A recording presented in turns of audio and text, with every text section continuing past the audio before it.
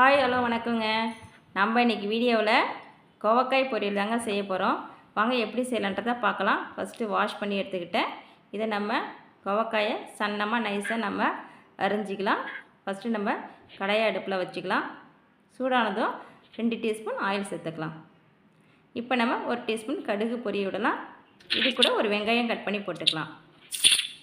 இப்போ இது கூட ஒரு கொத்து நம்ம கருவேப்பிலை சேர்த்துக்கலாம். நம்ம எண்ணெயில் இதை வதக்கிக்கலாங்க. நம்ம நறுக்கி வச்ச கோவக்காயை சேர்த்துக்கலாம். இது கூட மசாலாத்தூள் ஒரு 1/2 டீஸ்பூன் மஞ்சள்தூள் சேர்த்துக்கலாம். 1 டீஸ்பூன் கரம் மசாலா தூள் சேர்த்துக்கிட்டு இது கூட நம்ம குழம்பு மிளகாத்தூள் 1 டீஸ்பூன் சேர்த்துக்கலாம். தேவையான அளவு நம்ம சால்ட்டை சேர்த்துக்கலாம். இதை நம்ம எல்லாத்தையும் நம்ம எண்ணெயிலே ஒரு 2-3 நிமிஷம் நல்லா வதக்கிக்கலாம். நல்லா நம்ம எண்ணெயில் நல்லா வதக்கி விடுவோங்க. நல்லா வதங்கி வரட்டும். நம்ம நல்லா வதக்கிட்டு நம்ம அதுக்கப்புறம் நம்ம கொஞ்சமாக அதுக்கு நம்ம தண்ணி சேர்த்து தெளித்து விட்ட மாதிரி தண்ணி சேர்த்துக்கலாம். இப்போ நம்ம எல்லாத்தையும் நல்லா மிக்ஸ் பண்ணிக்கலாம். இப்போ பாருங்கள், எண்ணெயிலே 2-3 நிமிஷம் நம்ம நல்லா வதக்கிட்டோம். இப்போ இது கூட நம்ம கொஞ்சமாக தண்ணி சேர்த்துக்கலாம். இப்போ நம்ம கொஞ்சமாக தண்ணி சேர்த்துக்கிட்டேன். இது வேகிறதுக்காக தான்.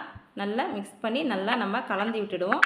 கலந்து விட்டுட்டு ஒரு 5 நிமிஷம் நம்ம இதை மூடி போட்டு வேக விடலாம். அதுக்கப்புறம் நம்ம எப்படி வந்திருக்குன்றத பார்க்கலாம் வாங்க. இப்போ மூடி போட்டுட்டேன், வேகட்டும். 5 நிமிஷம் கழித்து திறந்து பார்க்கலாம். இப்போ இப்படி வந்திருக்கு. இதை நம்ம திரும்ப எல்லாத்தையும் நம்ம கிண்டி விடுவோம். தண்ணி லைட்டாக இருக்குது, நல்லா வெந்து வரட்டும். நமக்கு கிரேவி மாதிரி வரும்போது நம்ம ஆஃப் பண்ணிக்கலாம். இப்போ பாருங்கள், எல்லாத்தையும் நம்ம ஃபுல்லாக நம்ம கிண்டி விடலாம். வெந்து வந்திருக்குது. இன்னும் லைட்டாக ஒரு 2-3 நிமிஷம் வேகட்டும். இது பாருங்கள், இப்போ வெந்துடுச்சு. நமக்கு கிரேவி பதத்துக்கு வந்திருக்கு.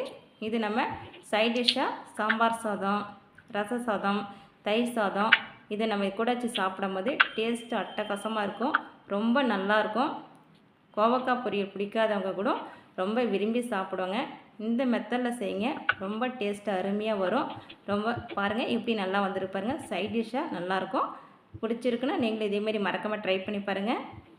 நல்லா வந்திருக்கு பாருங்கள். நீங்களும் மறக்காமல் ட்ரை பண்ணி பார்த்துட்டு எப்படி வந்திருக்குன்னு கமெண்ட் பண்ணுங்கள்.